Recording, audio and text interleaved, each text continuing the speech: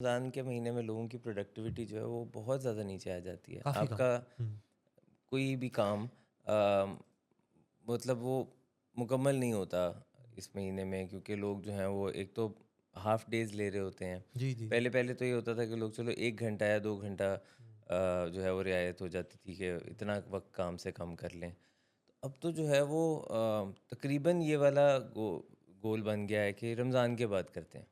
हुँ, तो this is not okay, I think, in my opinion. मुझे लगता है कि आपकी रूटीन नॉर्मलसी के करीब रहनी चाहिए। नहीं, 2-3 चीज़ें इसमें बड़ी अहम है जो आप बात कर रहे थे ना कि लोगों की बीमारियां हैं, कोई ना कोई डायबिटीज़ है, किसी को हार्ट रिलेटेड इश्यूज़ हैं, लेकिन लोग जी, बदपरहेज़ी कर लेते हैं इन जी, दिनों में। ईद के दिनों में ख़ास तौर पे। वैसे तो बदपरहेज़ी तकरीबन पूरा रमज़ान चलती आ रही होती है। जी।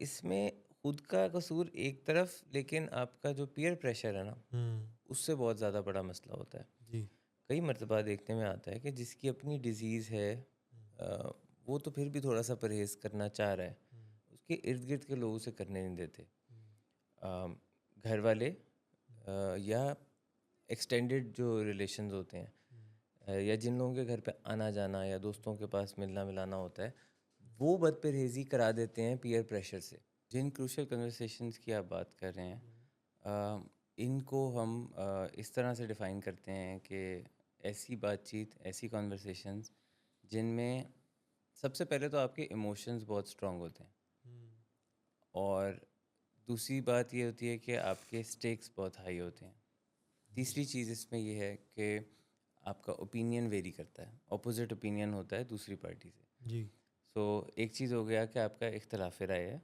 ठीक है। दूसरा ये है कि आपके जज़्बात बहुत ज़्यादा हुँ, तेज़ हैं, ठीक है। और तीसरी चीज़ इसमें आपके पास आ जाती है टेक्स हाई है। स्टेक्स का हाई होना, हुँ, कि इस बात की अहमियत बहुत ज़्यादा है आपके नज़दीक। हुँ, तो सिर्फ हल हम ज़रा-सा बताते जाएँ, हुँ, क्योंकि इसके हल बहुत सारे हैं हुँ, और वो हुँ, मुख्तसर से वक़्त में बताने मुमकिन नहीं है। जी, लेकिन जैसे ही आप आइडेंटिफ़ाई कर लें ना कि आपकी कन्वर्सेशन क्रूशियल हो गई है, हुँ, तो इसमें एक टिप हम बस ये बता सकते हैं फ़ौरी तौर पे, कि फिर then you need a break from that conversation. आपको उस सही। कन्वर्सेशन में से सेफ़ एग्ज़िट की ज़रूरत है। हुँ, जब आपके इमोशंस हाई हैं, आपके सामने वाले शख्स के इमोशंस हाई हैं, तो मुमकिन नहीं है कि आपकी कन्वर्सेशन जो है वो अब किसी अच्छे रास्ते पे जाएगी या वो कोई पॉजिटिव रिज़ल्ट देगी। Hmm, so one of the options is hmm, to take a safe exit, take a break. आपका इमोशनल ब्रेन सेटल डाउन होगा, हुँ, आपका ह्यूमन ब्रेन दोबारा एक्टिवेट होगा, आपको सोचने का वक़्त मिलेगा। हुँ, मिनिमम भी 30 से 35 मिनट की ब्रेक के बाद भी अगर आप इस कॉन्वर्सेशन को करेंगे, जी, तो एक वाज़ेह फ़र्क नज़र आएगा। हुँ, लेकिन मुमकिना तौर पे अगर 1 दिन का वक़फ़ा डाला जा सकता है उस कॉन्वर्सेशन में, हुँ, या अगर बिल्कुल गैर ज़रूरी कॉन्वर्सेशन थी, तो उसको हुँ, ब्रेक डाल के वहीं पे ख़त्म भी किया जा सकता है। हुँ। कोई बहुत ज़रूरी कॉन्वर्सेशन थी, तो उसको कुछ वक़्फ़े से रिज़्यूम किया जा सकता है। वक़्फ़े की बड़ी तो अहमियत है। One thing is very, very important hmm. In this scenario is a safe exit.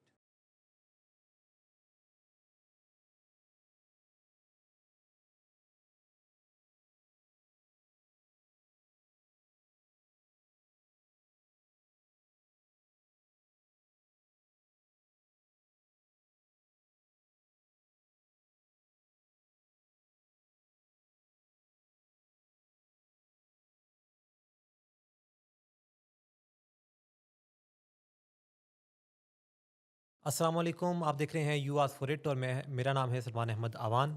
आप ये जो प्रोग्राम है you ask for it daily 7 से 9 देखते हैं विलिंग वेज़ पाकिस्तान के यूट्यूब, फ़ेसबुक और इंस्टाग्राम पर बिल्कुल लाइव। ये जो प्रोग्राम है इसकी ख़ासियत ये है कि ये आप डेली देखते हैं। इसमें आप अपने सवालात भेजते हैं, अपने लेटर्स भेजते हैं और उन सवालों का जो जवाब है वो आप एक्सपर्ट्स से हासिल करते हैं।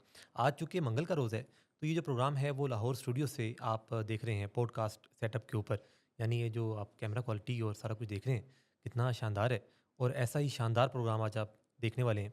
हमारे साथ अब्दुर्रहमान सदाकत साहब मौजूद होते हैं हर मंगल के रोज़। आप सीईओ हैं विलिंग वेज के, क्लिनिकल साइकोलॉजिस्ट हैं अब्दुर्रहमान साहब, आपका बहुत शुक्रिया। अस्सलाम वालेकुम। अब वालेकुम अस्सलाम। हमारे साथ एक गेस्ट मौजूद हैं। यू आस्क फॉर इट का जब नाम आता है, तो एक शख्सियत जो कि आप विलिंग वेज के प्लेटफॉर्म्स के ऊपर देखते रहे, आपने बतौर मेडिकल डायरेक्टर विलिंग वेज में एक लंबे अरसे तक अपने फ़राइज़ अंजाम दिए, एक फ़ेमस ब्रॉडकास्टर हैं आप आपके तारुफ़ में क्या-क्या कुछ शामिल नहीं है? उसका एक तारुफ़ में ये चीज़ है कि यू आस्क्ड फॉर इट का जब आगाज़ हुआ तो एक लंबा अरसा तक जो स्क्रीन्स थीं, उसके ऊपर आपने इनको देखा। मैं ज़िक्र कर रहा हूँ डॉक्टर एजाज़ कुरैशी का। डॉक्टर एजाज़ कुरैशी आपका बहुत शुक्रिया जॉइन करने Thank के you लिए। so बल्कि much for inviting. आज आप मेहमान के तौर पे आए हैं, वैसे ओरिजिनली आप मेज़बान हैं। Thank you so much. मेज़बान हूँ या फिर मेहमान हूँ, किसी भी सूरत में विलिंग वेज़ मेरा अपना घर है और यहाँ पर आके बातचीत करके नाज़रीन से हमेशा अच्छा लगता है। आपसे आपकी मौजूदगी से फ़ायदा उठाते हुए अभी हम जिस फ़ेज़ में दाखिल हो गए, बल्कि इस पे आपसे रहनुमाई भी चाहिए कि आज मंगल का रोज़ है। जी। एक्सपेक्टेड है कि मंडे को ईद होगी। क्या आपसे ऑफ़िशियली हम ये कह सकते हैं ईद मुबारक इन एडवांस? कहने को तो कह सकते हैं, मगर बात ये है कि अभी तो उससे पहले जुमातुल विदा है और कुछ और बड़े अहम दिन हैं, ताक़रातें चल रही हैं, तो अभी तो सारा एम्फसिस उस पे है। मगर ईद की भी आमद है, ऐसे मनचले भी हैं जो शामों को निकल जाते हैं और शॉपिंग करते हैं और अगरचे मैं तो जल्दी सो जाता हूँ, मगर लगता है कि अभी भी ऐसे लोग होंगे जो रात गए तक जागते रहते होंगे, शॉपिंग्स करते होंगे, ईद की त्योहार की तैयारियाँ हो रही होंगी, तो गहमा-गहमी तो है। गहमा-गहमी भी है।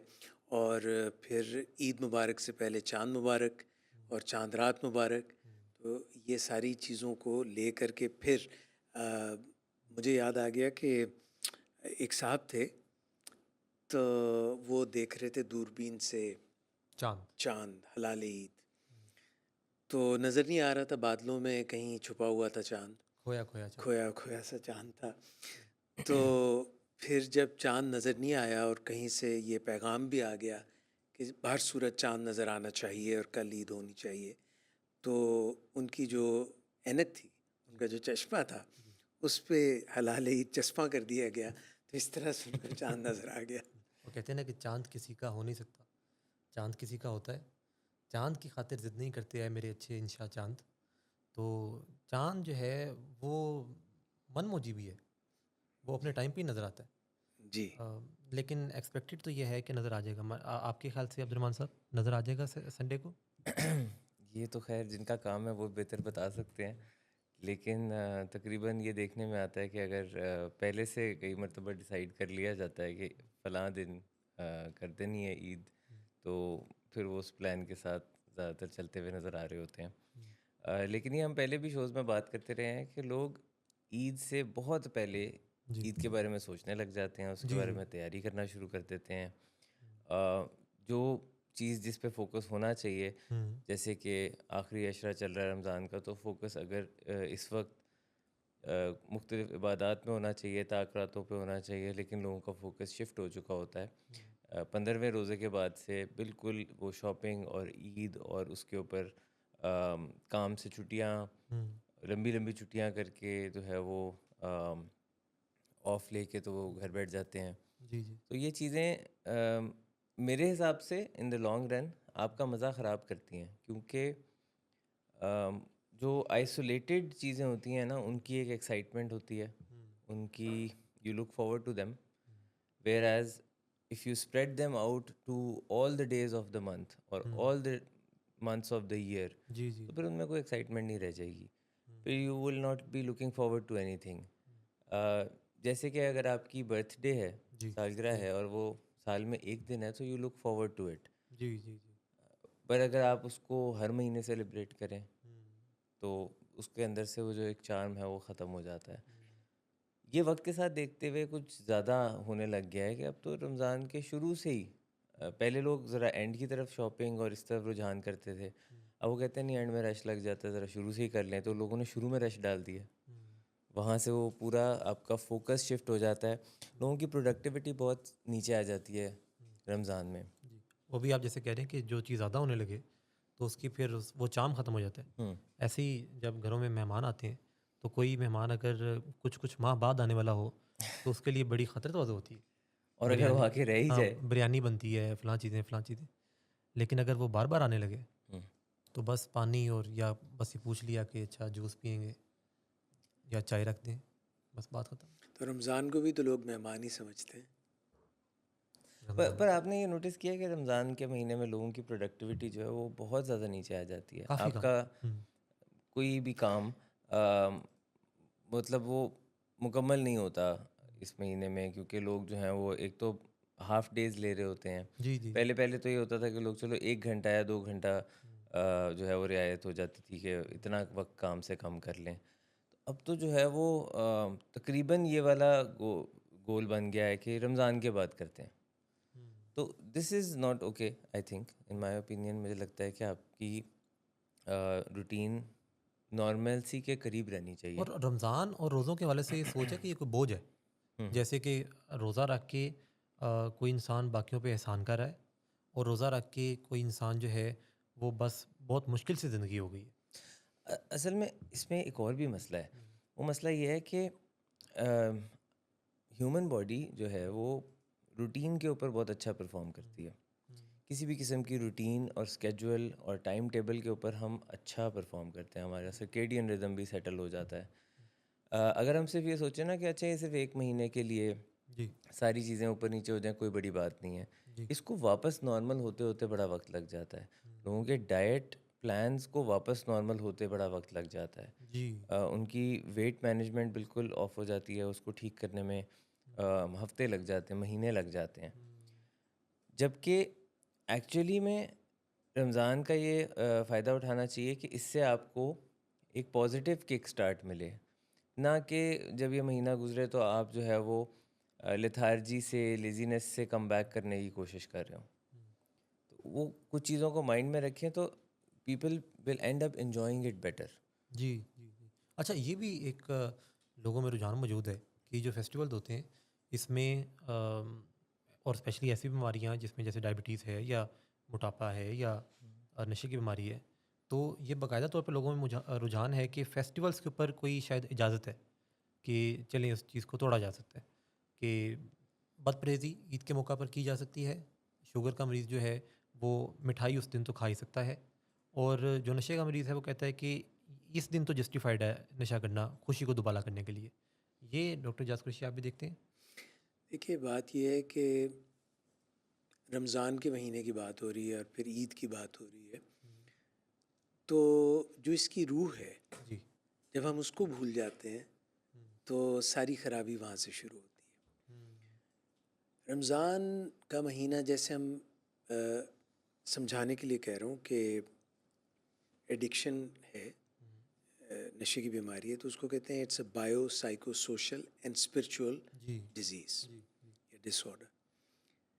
तो स्पिरिचुअली अपने आप को रूहानी तौर पे, रूहानी बेदारी के लिए हुँ, और रूहानी डिटॉक्स के लिए हुँ, ये बेहतरीन महीना है। हुँ, अब सोचने का मकाम ये है कि रमज़ान जब शुरू होता है हुँ, और फिर जब मिड तक पहुंचता है और फिर आखिर तक पहुंचता है, हुँ, तो जो इसका रूहानी पस मंज़र है, हुँ, क्या हम मिन हैसुल कौम जी, इसको फॉलो करते हैं? हुँ, और फिर एक कंट्रोवर्शियल बात भी है, हुँ, क्या सारी रात जागते रहना, जी, सहरी जो है वो जागते हुए करना, जी। और फिर सहरी के बाद सोना, और सोने के बाद 12-1 बजे तक सोते रहना। कुछ केसेज़ में इफ्तार से कुछ देर पहले तक सोना। अच्छा, बारह तो एक तो आपने बहुत जल्दी अच्छा, उठा वो दिया। मुझे इसलिए कसरे ख्याल नफ़सी से काम लिया ख्याल आपने। आया कि ज़ोहर की नमाज़ भी आनी है, हम्म, असर की नमाज़ भी आनी है और वो फिर तो आपने मगरिब फिर भी। टाइम से उठा दिया है। तो अगर ज़ोहर मिस कर दी, असर मिस कर दी।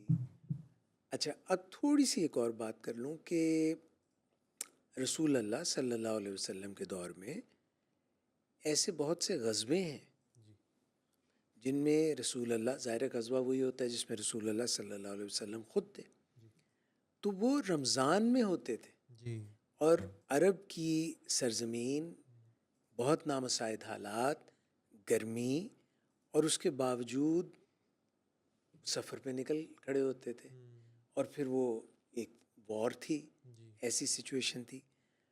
तो रूह तो ये है। हुँ, चलिए, अच्छा, अब ज़रा थोड़ा सा इसका लिंक बना लेते हैं आजकल के दौर में इंटरमिटेंट फास्टिंग के साथ। जी, तो ये बहुत वोग में है, बहुत ही फैशन में है, बहुत ही इसके मुतालिक बात होती है कि इंटरमिटेंट फास्टिंग जो है वो अच्छी चीज़ है। इस पे भी दो राय हैं। तो हमें ये मौका मिलता है, जैसे लाहौर में कमोबेश और बाकी भी पाकिस्तान के शहरों में 12 to 13 आवर्स हम कुछ नहीं खाते। उसमें ये ज़ाहिर है कि रमज़ान की ये ममानियत है कि पानी भी नहीं पी सकते, मगर इंटरमिटेंट फास्टिंग में आप पानी पी सकते हैं। तो एक रूहानी तौर पे और जिस्मानी डिटॉक्स के लिए रमज़ान बहुत काम की महीना है। और फिर रात भर जागना नहीं होता बल्कि सोना चाहिए, सोने के बाद जागना चाहिए। अगर किसी ने तहज्जुद पढ़नी है, क़यामुल लैल करना है, फिर इफ्तार सहरी करनी है।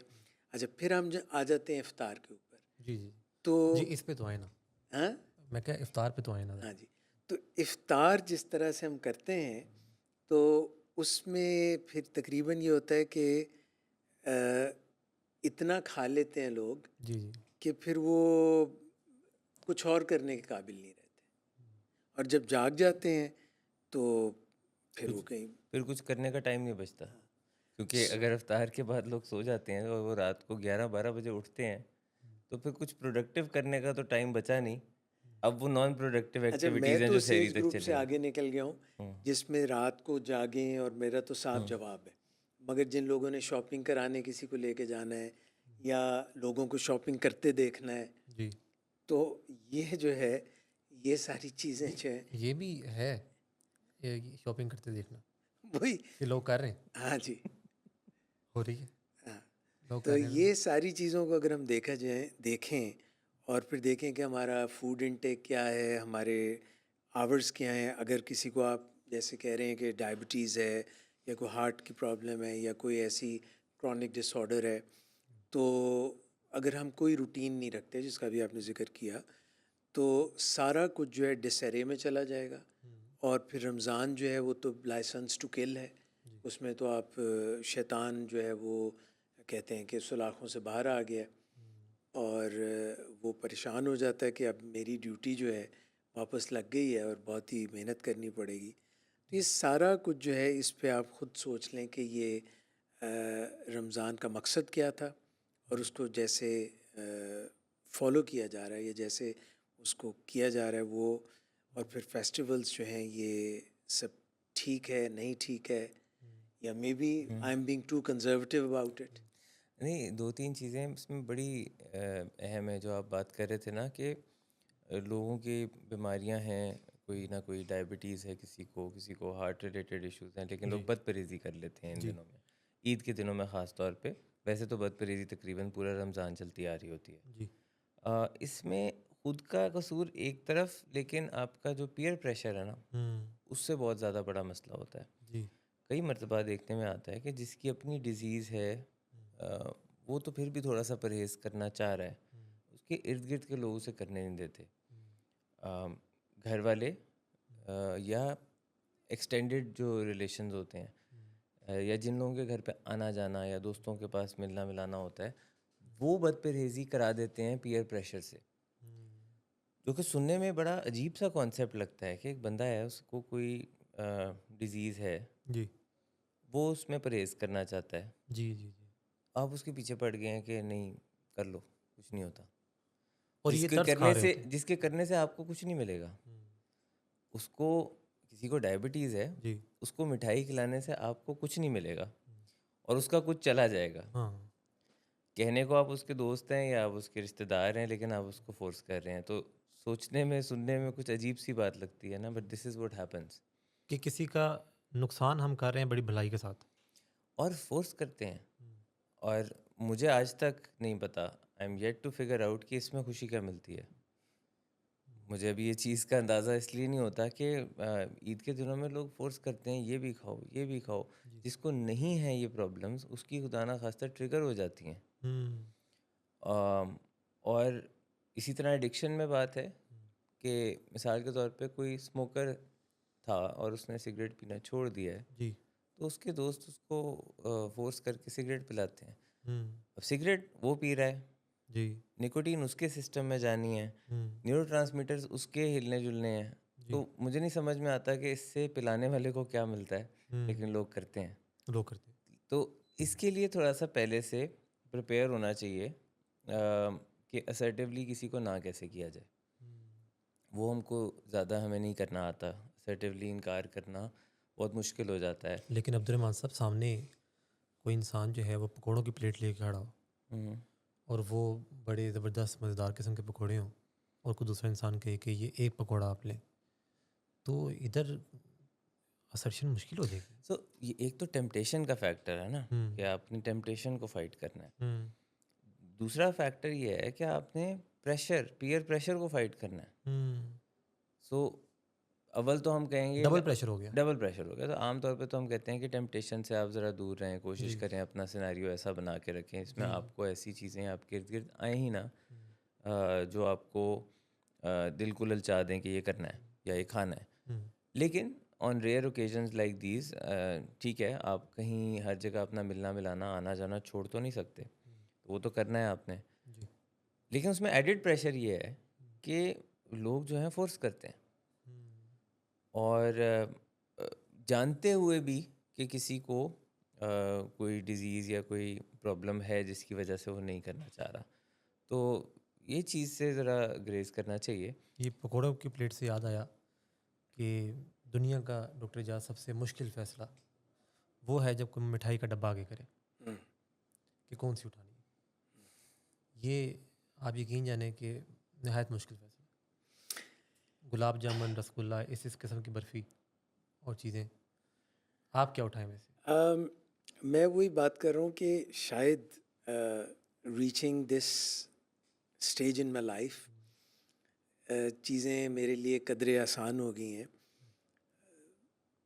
तो अभी भी ऐसे बुज़ुर्ग भी हैं जो जिनके मुतालिक कहा जाता है कि रात को अब्बा जी अलमारी के सामने खड़े थे, तो अलमारी में से नूर फूट रहा था। ठीक। तो रात के 2 बजे अब्बा जी जो थे वो फ्रिज खोल के खड़े थे, क्योंकि अब उनको शायद कोई मना करने वाला नहीं था। तो बुज़ुर्ग भी ऐसा करते होंगे, मगर ये जो मिठाई की प्लेट आपके सामने आती है या डब्बा आता है जी, और उसमें जो है अनवाओ इकसाम की मुख्तलिफ़ मिठाइयाँ जी, होती हैं, जी, तो अगर आप अपनी सेहत का डायबिटीज़ नहीं भी है, जी, तो अगर जो है आप उसमें चमचम भी खा रहे हैं, बर्फ़ी भी खा रहे हैं, मोतीचूर के लड्डू भी खा रहे हैं, साथ में आप जो है वो जलेबी भी खा रहे हैं, अनरसा भी साथ में आपको पसंद है, और पतीसे का साथ छोटा-सा पैकेट भी हाँ होता है। जी, वो हलवा भी है, और ये सारी चीज़ें हैं और आप थोड़ी-थोड़ी सी उसमें से ले रहे हैं। थोड़ी-थोड़ी सी मुराद है कि आधा किलो आपने मिठाई खा ली। तो उसके बाद जो नतीजा निकलेगा, डायबिटीज़ की बात नहीं कर रहा, जी। तो वो ख़राब भी निकलेगा। लेकिन ये जो सोच है कि ये मिठाई ईद के ऊपर या इस तरह के किसी दिन पे ऑफ़र की जा सकती है। ये जो एक है ना चीट मील और चीट डे का कॉन्सेप्ट, जी। ये कोई इतना कामयाब कॉन्सेप्ट नहीं है। हाँ, और लोग इस बेसिस पे बड़ा पुश करते हैं कि एक दिन से क्या होगा, जी।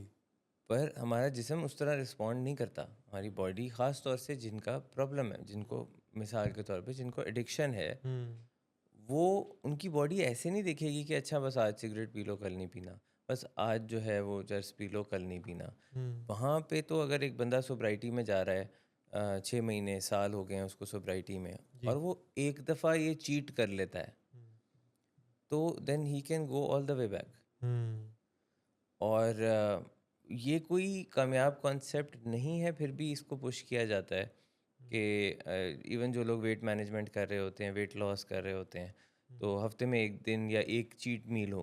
हुँ, जबकि आप चीट मील की बजाय अगर अपनी सारी जो रेगुलर हेल्दी मील्स हैं उनको भी मज़ेदार बनाने वाला काम कर लें, हुँ, तो शायद इसकी ज़रूरत ना पड़े। Secondly, when you stay away from things far enough, तो उनकी क्रेविंग्स ख़त्म हो जाती हैं।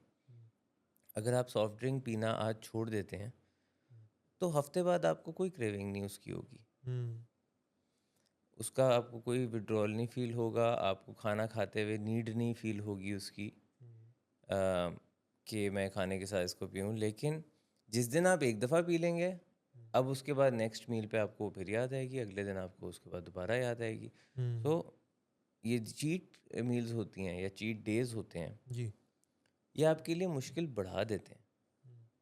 अपने लिए जो आपने काम जिसको अब आहिस्ता आहिस्ता मुश्किल से गुजर के आसान बनाया होता है, शुरू में आप क्रेविंग्स को, विड्रॉल्स को फाइट करते हैं, जी चाहे वो मीठे की है, चाहे वो किसी सब्सटेंस की है। जी जब आप किसी एक दिन दोबारा उसका इस्तेमाल करते हैं कि एक से क्या होगा, तो वहाँ से आपके लिए वो मुश्किल हो जाता है। और किसी ने बड़ी अच्छा वो उसने मैनेज किया हो, डाइटिंग वो कर रहा हो, तो जिस दिन वो कोई एक चीज़ खाता है कि चलो चावल खा लेते हैं, तो फिर उसके बाद उसको ये ख्याल भी आता है कि आइसक्रीम भी खा लेते हैं, जब एक दफ़ा हो ही गया है।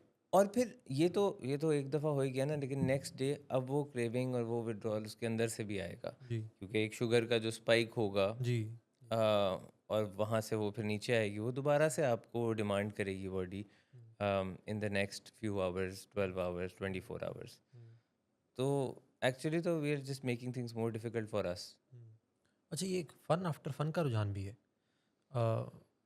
कोई इंसान जो है वो वीकेंड के ऊपर ज़्यादा कुछ करना, ईद के ऊपर पार्टीज़ या न्यू ईयर के ऊपर नशे का इस्तेमाल ज़्यादा।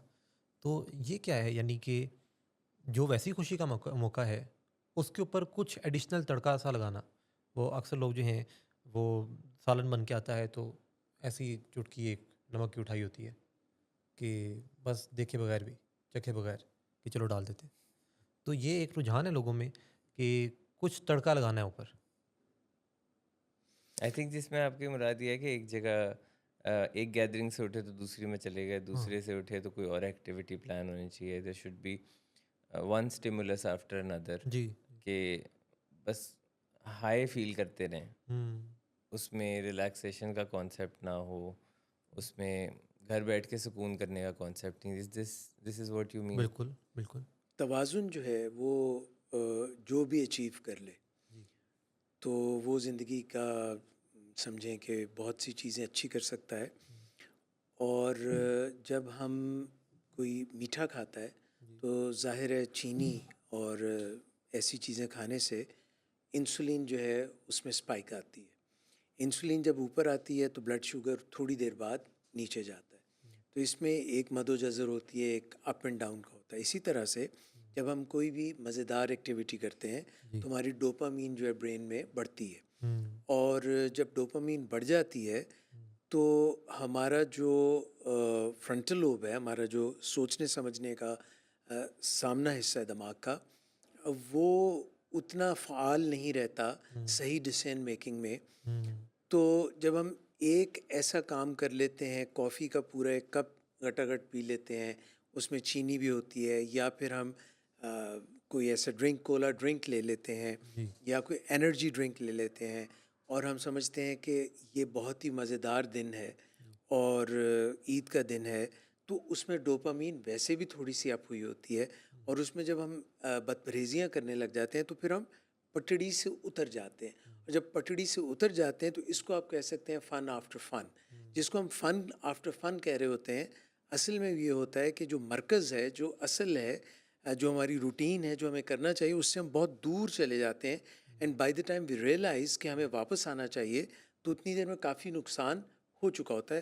प्रोग्राम के आगाज़ में अब्दुर्रहमान साहब ने भी ये बात कही कि लोग जो हैं वो इन चक्रों में इतनी गलतियां कर बैठते हैं कि उनका अगर कोई वज़न कम करने का था, या उन्होंने कोई गोल अपना रखा हुआ था, या उन्होंने कोई कसद किया हुआ था, तो अब वो गलतियां करते करते महवर से इतनी दूर चले जाते हैं कि फिर उसको दुरुस्त करने में हो सकता है महीने गुजर जाएं, या ये जहन में आ जाए, गिल्ट एक इंड्यूस हो जाए, या शेम आ जाए, या दोस्तों का वो एक ऐसा ग्रोह है कि अगर अब तो मैंने गलती कर ली है, अब तो हम और भी कर लेते हैं, आप इतना अब एक प्यारा दफ़ा रज के कर लेते हैं।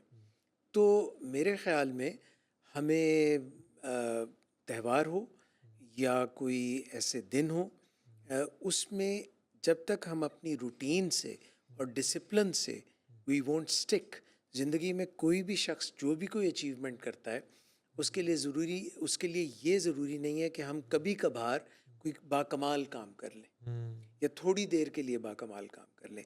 हमें एक डिसिप्लिन, एक रूटीन, एक एस्टेब्लिश्ड स्केड्यूल बनाना पड़ेगा, मगर इसमें लगती है मेहनत कुछ ज़्यादा।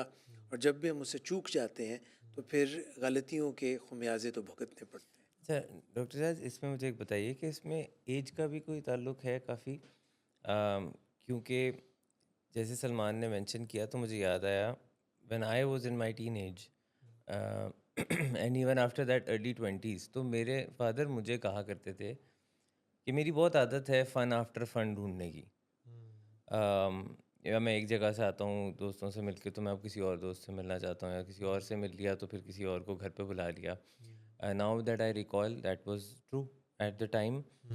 शायद आप में एनर्जी भी बहुत ज़्यादा होती है, और आपको उस वक्त स्टिमुलस जो है वो एक के बाद एक चाहिए होता है। Now if I compare that to the present time, जहाँ पे मिड 30s पे बात करूँ, या जब 30 भी क्रॉस किया, तो उसके बाद से उस तरह नहीं है। आप एक एक्टिविटी को बहुत ज़्यादा, मैं अपनी हद तक बात करूँ तो मैं इंजॉय करता हूँ, and then after that I can relax a bit. मुझे घर रहना भी पसंद है, मुझे सुकून से कुछ ना करना भी अब पसंद है। अपना एक पर्सनल टाइम भी लेना पसंद है, जो कि टीन एज में और अर्ली 20s में देखने में नहीं मिलता। उसमें बहुत ज़्यादा रुझान इस चीज़ की तरफ होता है कि बस दोस्तों में घिरे रहते हैं, एक के बाद एक एक्टिविटी। किसी स्पोर्ट्स इवेंट के बाद किसी जो है वो नाइट आउट पे निकल जाना, वहाँ से फिर किसी और चीज़ पे चले जाना, यहाँ तक कि दोस्तों के घर पे वो ओवरनाइट स्टे करना, ताकि कोई ना कोई आपका मज़ेदार एक्टिविटी चलती रहे। Does that have to do with age? I think age का भी उस पे है, और ट्रेनिंग की बहुत अहम बात है।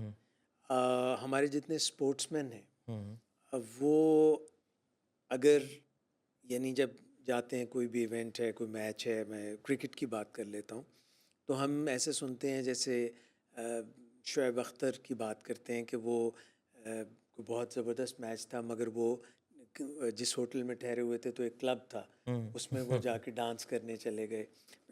बता रहे थे, वसीम अकरम ने ये बताया था बताया उसके था बारे वसीम में। अख्तर। जी जी। तो अब वो एक बहुत ही सुपरस्टार है शोएब अख्तर, मगर उसके बावजूद कि आगे मैच है तो उनसे ये गलती हो गई। तो इसमें आप जो बात करें, एज का तो फैक्टर है, एनर्जी का तो फैक्टर है, डोपामीन का तो फैक्टर है, टेस्टोस्टेरोन का तो फैक्टर है, ये सब चीज़ें अपनी जगह हैं। मगर जब हम किसी ट्रेनिंग में आ जाते हैं, किसी डिसिप्लिन में आ जाते हैं, कोई हमारा कोच है, हमारा कोई मेंटोर है, और हम ये रियलाइज़ कर जाते हैं, तो ज़रूरी नहीं कि 30s में आके हर बंदा ठीक हो जाए, बट ज़्यादा अहम बात यह है कि वो ट्रेनिंग में आया और उसने उसको फॉलो करना शुरू किया। उसने उस बात को माना कि ये मेरे लिए ज़रूरी है। प्रायोरिटाइजेशन जो है वो कितनी अहम है, और वो जो 7 habits of highly effective people हैं, उनको उसने मनोइन माना, उसको ज़िंदगी का ओढ़ना बिछोना बनाया या नहीं, ये चीज़ें बहुत अहम हैं। 12 एग्जीक्यूटिव स्किल्स हैं जिनकी हम बात करते हैं, जी वो बहुत अहम है। तो I think it is to do with age, but more important than age is कि उसका जो एक पैराडाइम है वो शिफ्ट हुआ है या नहीं। So basically, we should also focus on understanding our physiology, कि किस एज में हमारी रेकलेसनेस भी ज़्यादा होती है, एनर्जी भी बहुत ज़्यादा होती है। हमारा ब्रेन शायद फुली ग्रो भी नहीं किया होता जी उस उम्र में कि हम कोई मैच्योर फैसले ले सकें। तो हमें ज़्यादा कॉशियस होने की ज़रूरत है उस टाइम पे, ज़्यादा सीखने की ज़रूरत है, क्योंकि वक्त के साथ ये ठहराव बेहतर होता है। ये तो देखने में आता है। तो और जो स्पेशली प्री बहुत फ्रंटल रिस्की कॉर्टेक्स एज है वो टीन एज और अर्ली 20s मेरी एक अपनी ऑब्जर्वेशन के अंदर है। नाजरीन वेलकम बैक। डॉक्टर जास कुरैशी ने इतना अच्छा वो वक्फा लिया और एंडिंग की कि दिल कर रहा था कि इधर बस शो इन्हीं अल्फाज के ऊपर ख़त्म हो जाए, लेकिन शो जो है वो जारी रहेगा। हमारे साथ शो में जो तीसरी सीट है वो वापस आई, किसके पास बोला? डॉक्टर सलमान उल्लाह के पास, जो कि हमारे साथ मौजूद होते हैं हर मंगल को। डॉक्टर सलमान उल्लाह की तारुफ में ये है कि आप किंग एडवर्ड से फ़ारिग तहसील हैं, मेडिकल डॉक्टर के तौर पे विलिंग वेज की टीम का हिस्सा हैं। डॉक्टर सलमान उल्लाह, आपको एक तो खुश आमदीद, और दूसरा एडवांस में ईद मुबारक। बहुत शुक्रिया सलमान साहब, और सूट खैर बना लिया? मुबारक, आपको भी मुबारक हो बहुत सूट बहुत। बना लिया आपने? जी, सूट जो है वो ऑलमोस्ट तैयार है, अपने किस इख्तितामी मराहिल में। इख्तिताम में? दर्जी के पास है? दर्जी के पास, और लगता है कि दर्जी टाइम पे दे देगा? उम्मीद तो है, उम्मीद तो है। हालांकि ये एक ऐसा मसला ये है क्योंकि जिससे ये हमारे दिन पाकिस्तानी मर्द काफ़ी परेशान रहते हैं इस चीज़ को लेके। मर्द व ख़वातीन दोनों। बिल्कुल बिल्कुल ऐसे ही। ये जो कल मैं आपकी बात कर रहा हूँ, कल मैंने एक रील देखी जिसके ऊपर लिखा हुआ था कि इतना भी ज़िंदगी में मैच्योर नहीं होना था कि ईद की शॉपिंग करने का भी दिल ना करे। हाँ, तो इतना इतना मैच्योर होने इतना भी नहीं होना हाँ, था। नहीं।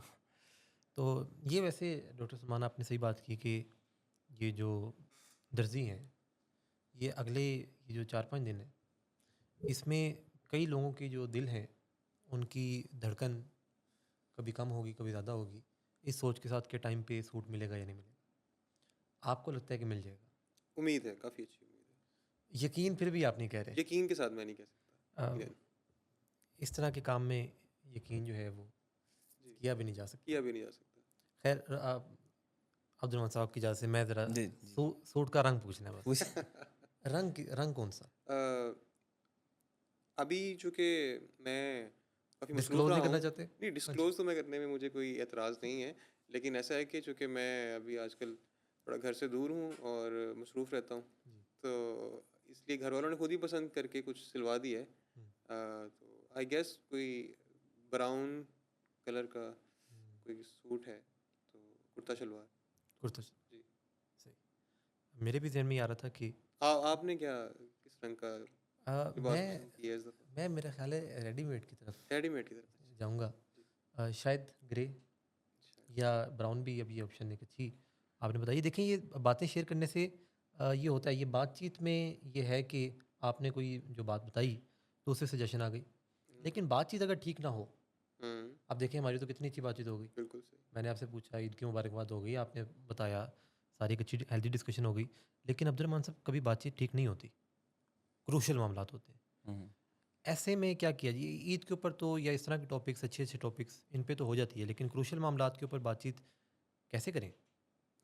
तो जिन क्रूशियल कन्वर्सेशंस की आप बात कर रहे हैं, इनको हम इस तरह से डिफ़ाइन करते हैं कि ऐसी बातचीत, ऐसी कन्वर्सेशंस जिनमें सबसे पहले तो आपके इमोशंस बहुत स्ट्रांग होते हैं, हुँ, और दूसरी बात ये होती है कि आपके स्टेक्स बहुत हाई होते हैं।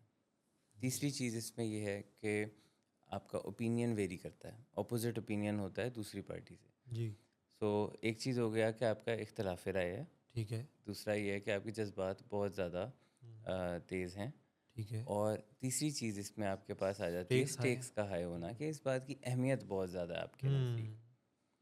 हुँ, मिसाल के तौर पे, अगर सिर्फ मैं और आप ये कोई बातचीत कर रहे हैं कि हमने आज रात को खाना किधर खाने जाना है, जी, ये कोई इतना हाई स्टेक्स फैसला नहीं है। जी, जी। लेकिन अ, अगर यही फैसला हुँ, किसी ऐसी बात के बारे में किया जा रहा हो कि मैंने अपनी लाइफ में करियर क्या चूज़ करना है, हुँ, और ये बातचीत मेरी और मेरे फादर की हो रही हो, हुँ, या किसी ने शादी किससे करनी है, जी, या कारोबार में किस में कहाँ इन्वेस्ट करना है, कहाँ नहीं करना, ये हाई स्टेक्स कॉन्वर्सेशंस होती जी, हैं, जी। जिसमें आपका टाइम, एनर्जी, हुँ, मनी, ये चीज़ें इन्वॉल्व होती हैं, इमोशंस इन्वॉल्व होते हैं। जी। ये कॉन्वर्सेशंस में चांसेस बहुत ज़्यादा हो जाते हैं कि आपकी कॉन्वर्सेशन क्रूशल हो जाएगी। हुँ, सिमिलरली, जो दूसरी हमने बात की कि ओपिनियन वेरी करता है, जी, इख्तलाफ राय है। जी, जी। इख्तलाफ राय बड़ी से बड़ी और छोटी से छोटी चीज़ पे मुमकिन है। हुँ, और ये जैसे अभी मैंने कहा कि सिर्फ ये फ़ैसला करना कि खाने पे जाना है, ये वैसे तो कोई इतना हाई स्टेक्स का नहीं लगता, इख्तिलाफ़ लेकिन तो है। इस पे भी इख्तलाफ पे लोगों की कॉन्वर्सेशंस क्रूशल हो जाती हैं। जी, कई मरतबा because of some old baggage. Hmm, मसलन 2 दोस्तों ने आपस में फ़ैसला करना है कि वो खाने पे कहाँ जाएँ। जी, उनमें से एक बंदा कहता है फ़लाँ जगह पे चलते हैं। ठीक है। चीज़ तो बिल्कुल कैजुअल है, लेकिन दूसरा शख्स जो है वो कहता है कि नहीं, हर दफ़ा तुम्हारी मर्ज़ी से क्यों होता है? हुँ, तुम हमेशा कहते हो कि चाइनीज़ खाने जाएँ, तो चाइनीज़ खाने ही क्यों जाएँगे, मैंने नहीं जाना। हुँ, तो इसमें कोई पुराना बैगेज है, पीछे पुराना से वही चलता आ रहा है, एक हिस्ट्री है उसकी। कोई इर्रेगुलैरिटी है रिलेशनशिप में, कोई बैलेंस ऑफ है रिलेशनशिप में, हुँ, जिसकी वजह से वो कहता है कि हर दफ़ा तुम्हारी बात क्यों मानी जाती है, अब यहाँ पे मैंने अपनी बात भी करनी हुँ, है। हालाँकि वो चीज़ बहुत कैजुअल थी, जी, और वो बन जाती है बहुत सीरियस। हुँ, तो लोगों के आपको नज़र आता है कि ऐसे लाइट इवेंट्स पे ज़िंदगी के, हुँ, जैसे कि शादी, बर्थडे, हुँ, ट्रिप्स, वेकेशंस, फैमिली डिनर्स, इन पे लोगों की कन्वर्सेशन क्रूशल हो जाती है। और कई मर्तबा आप ये देखते हैं कि लोगों की पॉलिटिकल डिस्कशन में उनकी कन्वर्सेशन क्रूशल हो जाती है। तो कहने का मकसद ये है कि इन तीनों इंग्रेडिएंट्स में से कोई एक इंग्रेडिएंट भी अगर पाया जाता है तो आपकी कन्वर्सेशन क्रूशल हो सकती है। इख्तिलाफ राय, स्टेक्स हाई और हाई इमोशंस। स्टेक्स और स्ट्रॉन्ग इमोशंस, ये तीनों में से कोई भी इंग्रेडिएंट। अब जैसे मैंने कहा कि पॉलिटिकल डिस्कशन में लोगों के कन्वर्सेशन क्रूशल हो जाती है, तो वहाँ पे हालांकि आपके इतने कोई स्टेक्स नहीं है उसमें। जी आप अपने घर बैठे पॉलिटिकल जो डिस्कशन कर रहे हैं, 2 या 3 मुख्तलिफ पार्टीज़ को लोग सपोर्ट करते हैं, इसमें आपके कोई ख़ास स्टेक्स इन्वॉल्व नहीं है। जी लेकिन इसमें इख्तिलाफ राय है बिल्कुल है। और इसमें स्ट्रॉन्ग इमोशंस हैं, इमोशंस भी क्योंकि हैं, आपका अपनी किसी पार्टी के साथ जो है वो जज्बाती ताल्लुक है। जज्बाती ताल्लुक है। इसकी बेसिस पे कन्वर्सेशन क्रूशल हो जाती है। ब्लड रिलेशंस के बीच में लड़ाई हो जाती है और कई महीनों की कता ताल्लुकी हो जाती है। With no exaggeration, I am telling you कि ये हो जाता है। और बहुत सारे सानेहात भी तो इस वजह से होते हैं, जैसे कि लड़ाइयों में किसी की जान के चला जाना, क्योंकि इमोशंस हाई थे और क्योंकि इख्तलाफ राय था। तो ये चीज़ें, यानी कितने मसाइल हैं जिनके पीछे इमोशंस का ताल्लुक है, इख्तलाफ का ताल्लुक है, या स्टेक्स हाई होने का ताल्लुक है। क्या इख्तलाफ का होना ठीक है या इख्तलाफ होना ही नहीं चाहिए? क्योंकि इख्तलाफ तो होता है। इख्तलाफ होना बिल्कुल नेचुरल है और हम्म, इख्तलाफ मुख्तलिफ मिसालें मैं आपको दे सकता हूँ जिसके अंदर होगा, लाजमी होगा और वो नेचुरल है। जैसे कि कोई 2 मुख्तलिफ ममालिक के दोस्त हैं, हम्म, डिफरेंट कंट्रीज़ के, जी और उनकी कंट्रीज़ आपस में कोई स्पोर्टिंग इवेंट खेल रही हैं। सही है। अब वो बहुत अच्छे दोस्त हैं, बड़ा करीबी ताल्लुक है एक दूसरे से, लेकिन उनका आपस में इस वक्त जो इख्तलाफ है वो ये है कि जो एक दोस्त है वो अपने मुल्क की जीत चाह मुखालिफ। रहा है और दूसरा दोस्त जो है वो अपने मुल्क की जीत चाह रहा है। हम्म, इसके ऊपर इनकी इख्तलाफ राय है और इसमें कन्वर्सेशन शदीद क्रूशल हो सकती है जी। और होती है। हो सकती नहीं, मतलब ये आपको देखने में आता है कि ये होती हैं, हम्म, और बात जो है वो लड़ाई और कता ताल्लुकी तक चली जाती है। अ, होना नहीं चाहिए इस तरह, उसको आपको हैंडल करना आना चाहिए, आपको रिलेशनशिप को अलग रखना आना चाहिए, क्रूशल कन्वर्सेशन को एक मुनासिब तरीके से करना आना चाहिए।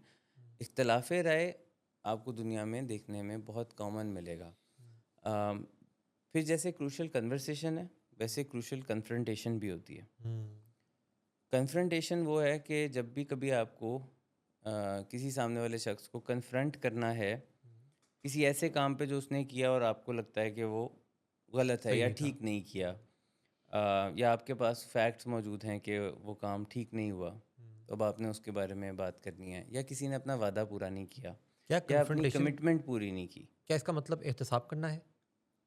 एक लिहाज से ये देखा जा सकता है हम्म, कि एहतसाब करना है। हम्म, एक लिहाज से ये भी है कि आपके साथ कोई कमिटमेंट की थी, वो कमिटमेंट पे वो पूरा नहीं उतरा, तो उस पर सिर्फ सवाल करना है। हम्म, मसलन और छोटी सी बात कहूँगा कि आपको किसी ने कहा कि मैं 8 बजे आ जाऊँगा, हाँ पर वो 8 बजे नहीं आता, जी। 8:30, 9, कई मरतबा 10, बहुत लेट कर देते हैं। अच्छा, किसी ने अगर उधार पैसे लिए हुए हैं और वो कहता है कि मैं आपको 25 मार्च को दे दूंगा, जी, और 25 मार्च की दिन भी गुजर गया, 26, 27, 28 हो गया, तो आप जो बात करनी है ये भी कन्फ्रंटेशन होगी? एब्सोल्युटली वो कमिटमेंट है ना कि हम्म, आपको कहा कि इस तारीख को दे दूँगा या फ़लाँ हम्म, तारीख को वापस करूँगा और उसको पूरा नहीं किया। जी जी। अब यहाँ पे जो आप करेंगे उसको हम क्रूशल कन्फ्रंटेशन कहते हैं। हम्म, अगेन ये उसी किस्म की चीज़ है जिसमें आपके इमोशंस इन्वॉल्व्ड हैं। ठीक है। इमोशंस इन्वॉल्व हैं तभी आपके लिए मैटर करती है, तभी आप उसको कन्फ्रंट कर रहे हैं और जी परसू कर रहे हैं। जी। अगर आपके इमोशंस इन्वॉल्व नहीं हैं तो फिर तो आप परसू नहीं करेंगे, आप हम्म, जाने देंगे। हम्म, ज़िंदगी में कई चीज़ें होती हैं जो हमसे लोग कमिटमेंट करके नहीं पूरी करते, लेकिन हमारे चूँकि इमोशनल अटैचमेंट नहीं है तो वी लेट इट गो। हाँ, हम कहते हैं छोड़ो, हमें कोई इतनी कोई फर्क नहीं बड़ी पड़ता। बात नहीं है। लेकिन अगर आपके इमोशंस इन्वॉल्व हैं तो अब जी। आप परस्यू कर रहे हैं, और यहाँ पे आपका डिफरेंस ऑफ ओपिनियन भी है। आपकी नज़र में तो उसको टाइम पे देना चाहिए था, ठीक है। उसकी नज़र में उसकी मर्ज़ी है कि वो कब दे। हम्म, तो ये डिफरेंस ऑफ ओपिनियन भी आपका आ गया। हम्म, और हाई स्टेक्स की सिचुएशन इसलिए क्योंकि वो फाइनेंसेस का मामला है, तो वो उसके पास भी शायद कोई कमी है, तभी हम्म, उसने पहले आपसे लिए थे और अब वो वापस नहीं कर पा रहा।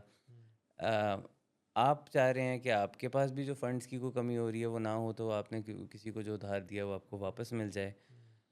तो तीनों ही चीज़ें इसमें आ गई, high stakes, strong emotions opposite opinions, तीनों की तीनों चीज़ें इसके अंदर आ गई, अभी तो जितना आप शदीद क्रूशल हो गई। हाँ, और जितना आप बता रहे हैं, यानी बार बार इमोशंस का जिक्र आ रहा है, तो ये बातचीत तो फिर काफ़ी इमोशनल होगी। और इमोशनल बातचीत में जो हावी होगा, जैसे हम लास्ट ट्यूसडे को भी बात कर रहे थे कि इंसान की जो एक इमोशनल ब्रेन है, उसमें एक एनिमल ब्रेन है, तो फिर तो ये सारी बात इसके ज़रिए असर होगी। एब्सोल्युटली। और ये जो इमोशंस वाला मामला है ना, आप कई चीज़ों में देखेंगे कि जैसे ही हमारे इमोशन सेटल होते हैं, जिसको हम हम्म, कहते हैं कि जज्बात जो हैं वो बिल्कुल जाग की तरह बैठ गए, हम्म, तो then you see a different perspective to the whole scenario. Hmm, फिर अचानक से आपको होता है कि अच्छा ठीक है, जाने देते हैं, कोई बड़ी बात नहीं है। So emotions play such a big role, और इमोशंस को ड्राइव कर सकती हैं बहुत सारी चीज़ें। हमारा हम्म, सारा एनवायरनमेंट ए टू जी हमारे इमोशंस को ड्राइव कर सकता है। हमारी नींद का ना पूरा होना, हमारा खाना ना सही से खाना, या खाना मिला ही नहीं है कई घंटों से, अगर आपको भूख लगी हुई है, हम्म, तो फिर तो आप मियाँ बीवी से भी लड़ेगा, बच्चों से भी लड़ेंगे, बहन भाइयों से भी लड़ेंगे। अगर आप खाली पेट हैं तो वहाँ से भी इमोशंस आपके ड्राइव हो रहे होते हैं। जी, अ, खुदा ना खास्ता कोई बीमारी है, बीमारी से मुराद कि अगर आपको आज बुखार है, या गला ख़राब है, कोई तकलीफ़ है, कोई दांत में दर्द है, some sort of physical irritation will cause emotional outrage, hmm, कि उसकी वजह से भी जो है वो आपको अनईजीनेस होगी, और वो अनईजीनेस कहीं ना कहीं निकलेगी। हम्म, सो इन्वायरमेंटल फैक्टर्स इस तरह से अफेक्ट करते हैं। मौसम अफेक्ट करता है, जी, जी, शदीद इफ़ेक्ट करता है मौसम। और ये जो है वो कुछ चाइल्ड जो डिसऑर्डर्स होते हैं, उनमें तो सीजनल चेंज बड़ा मैटर करता है, कि जैसे विंटर से स्प्रिंग, और स्प्रिंग से फिर समर, और समर से फिर फॉल जब आता है, जी, तो every season change causes some mental disturbance hmm, in differently abled children, जी, जहाँ पे कोई चाइल्ड डिसऑर्डर्स हैं। सो मौसम वाला फैक्टर भी है, क्योंकि आपका शदीद मूड ख़राब है, लेकिन अब अगर आपका पसंदीदा वेदर हो गया है, तो क्या होगा? बेहतर बन लेट्स जाएगा। Suppose you're not having a good day, hmm, and one bad news after another, you're also not properly rested, um, और but बाहर you like a rainy day, बाहर काले बादल आ गए। or so that too if you only like it, hmm, because some people don't like it. लेकिन अगर आपको ये मौसम पसंद है, और बाहर जो है वो ओवरकास्ट वेदर हो गया है, और वैसे बादल ओवर तो सबको पसंद होंगे। नहीं नहीं, ये ऐसे आपको हैं। लगता है ऐसा, और ये मुझे भी लगता था, until I visited places where people have a lot of these rainy days, और फिर उनको होता है हाँ, कि अच्छा नहीं, हमें तो सनी डे चाहिए। हाँ, तो वो जो हम पहले शो के शुरू में बात कर रहे थे कि चीज़ों की जो ज़्यादती होती है, जी, जी, जी, वो उसका मज़ा ख़राब कर देती है। बिल्कुल, बिल्कुल। अम, ये समझा जाएगा वाइडली हम्म, कि जैसे आपने कहा बादल तो सबको पसंद होते हैं, बारिश तो सबको पसंद होती है, दैट्स नॉट ट्रू। जी, तकरीबन देखा जाए तो दुनिया के तमाम ममालिक में लोगों को वो मौसम पसंद है जो उनके पास नहीं है या कम है। हम्म, जिसकी जैसे कमी है। जिसकी कमी है, जैसे कि अगर आप वेस्ट की तरफ जाते हैं, या यूके की तरफ बात करें, तो वहाँ पे साल भर बहुत ज़्यादा ओवरकास्ट वेदर रहता है।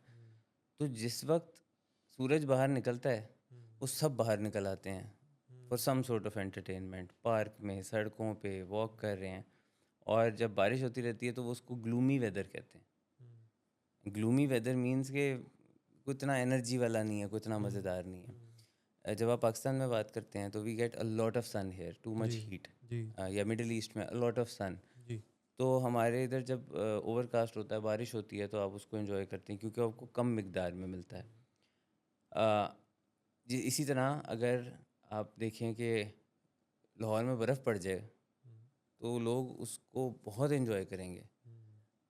पर कनाडा में या अमेरिका की कुछ स्टेट्स में वो कर इतना देंगे। चिली वेदर है कि लोग उसको अवॉइड करते हैं। Hmm, so these things also very. सबको सेम चीज़ पसंद नहीं होती है। जी, ये इंडिविजुअलिटी के कॉन्सेप्ट को भी प्रमोट करता है, उसको भी हमें समझने में मदद करता है कि ज़रूरी नहीं है जो मुझे पसंद है वो आपको पसंद है। ज़रूरी नहीं है कि मैं चाय पीता हूँ तो आप भी चाय पिएँ, या आप कॉफ़ी पीते हैं तो मैं भी कॉफ़ी पीऊँ। या मैं एक्सरसाइज बहुत करना पसंद करता हूँ तो आप भी करना पसंद करें. People we should take as individuals. ऐसा नहीं होता कि सारे लोग एक चीज़ के ऊपर मुतफिक हों. ऐसा नहीं होता. So coming back to the point कि जहाँ पे हम कह रहे थे कि इन चीज़ों का अफेक्ट होता है. मौसम कैसा है वो आपका मिजाज बदल देगा, वो आपका चीज़ों को देखने का पर्सपेक्टिव बदल देगा, आपकी अप्रोच बदल देगा, आपको आपके मूड, आपके इमोशंस को किसी और लेवल पे ले जाएगा. अगर वो पहले बहुत हाइटेंड थे तो उनको नीचे ले आएगा, सेटल डाउन होने में मदद करेगा. लेकिन अच्छे अगर इससे मौसम उल्टा होगा, जी अगर इससे उल्टा होगा तो वो ख़राब करने में मदद करेगा. आपको अगर गर्मी नहीं पसंद और बाहर 47 डिग्रीज़ है, you will have a more difficult time to settle your emotions. जी आपको डबल ट्रिपल 4 टाइम्स मेहनत करनी पड़ेगी. और अगर आपको ऐसे में किसी ने सूरज के नीचे खड़ा कर दिया, या आपकी जॉब की डिमांड ये है, जब उसकी रिक्वायरमेंट ये है कि आपको गर्मी में काम करना है और आपको वही चीज़ नहीं पसंद, जी तो फिर बहुत मुश्किल हो जाएगा आपको ये इमोशंस को सेटल करना.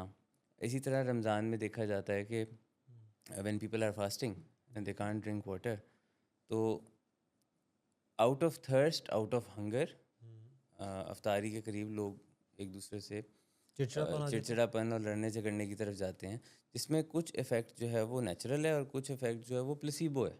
हम्म प्लेसिबो इफ़ेक्ट से मुराद ये है कि वो सिर्फ आपको कई मरतबा लग रहा होता है ख्याली सा एक है. कि मुझे बड़ी प्यास और बड़ी भूख लगी है, पता नहीं मैंने कब से कुछ नहीं खाया, और इसका नेचुरल रिस्पॉन्स ये है कि मैं गुस्सा कर सकता हूँ, तो फिर आप गुस्सा करने भी लग जाते हैं. जी जी ये कुछ उस तरह किसी चीज़ आ जाती है. Hmm, so again, understanding crucial conversations, crucial confrontation के हाई स्टेक्स वाली चीज़ें, स्ट्रॉन्ग इमोशंस और अपोजिंग ओपिनियंस, इख्तलाफ राय, जी ये इन तीनों में से कोई भी चीज़ जहाँ भी पाई जाती है, आपकी कन्वर्सेशन बहुत क्रूशल हो जाएगी. It will demand extra attention from you. तो इसमें किया क्या जाए, इसके ऊपर बात हम वक्फे की बात करें. ये 3 2 1 होने की देर होती है, हम वापस आ जाते हैं. हमारा काम है वापस आना, क्योंकि आना बनता है. यानी एक कितनी चीज़ जब गुफ्तगू हो रही हो तो फिर उसकी तरफ दिल ही माइल होता है.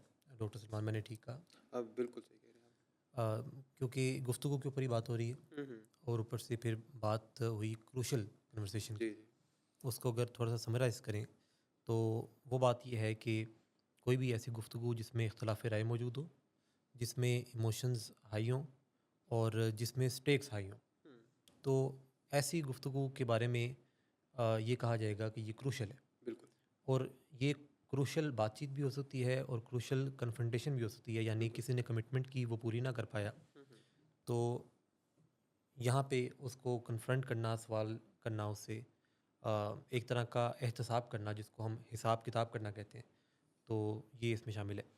आप ये देखते हैं अपने एक्सपीरियंस में, बीइंग ए डॉक्टर भी और विलिंग वेज में, कि लोगों को क्रूशल कन्वर्सेशंस को डील करना नहीं आता.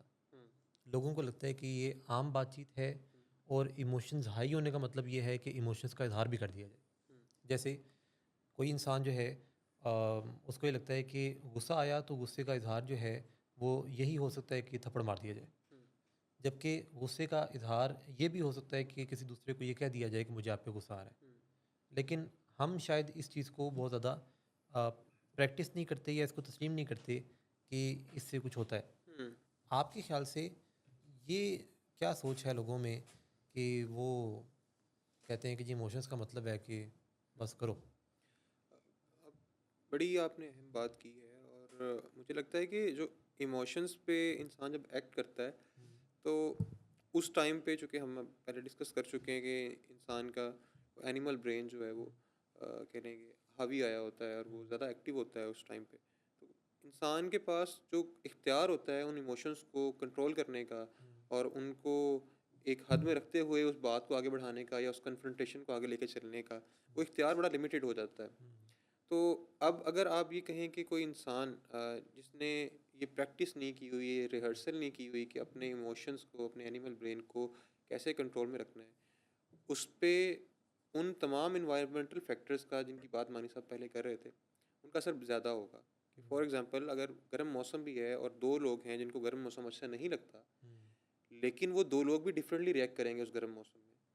कि अगर मिसाल के तौर पे अगर मुझे गर्म मौसम अच्छा नहीं लगता और मैं एक लंबे अरसे से अपने उन इमोशंस को आइडेंटिफाई करके अपने उन बिहेवियर्स को स्टडी करते हुए थोड़ा सा कॉन्शियस होके मैं एक्ट करता हूँ उन पे, जी। और मेरे मुकाबले में कोई एक और इंसान है जिसने आज तक कभी अपने उन रवैयों पर नज़रसानी नहीं की, उन पर बैठ कर सोचा नहीं, तो हम दोनों उस सिचुएशन में डिफरेंटली रिएक्ट करेंगे।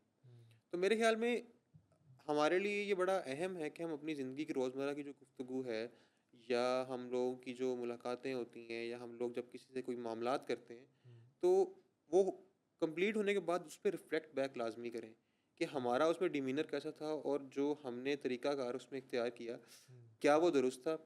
उसमें कोई अंदेशा ज़िया था या नहीं था? या कोई ऐसी ऐसी सूरत है कि जिसमें हम अपनी उन डीलिंग्स को, अपनी उन कन्वर्सेशंस को बेहतर कर सकते हैं? एक एग्जांपल ले लेते हैं। हुँ, आप डॉक्टर हैं, एक पेशेंट आता है, पेशेंट को कैंसर है हुँ, और ये रिपोर्ट्स उसके साथ शेयर करनी है।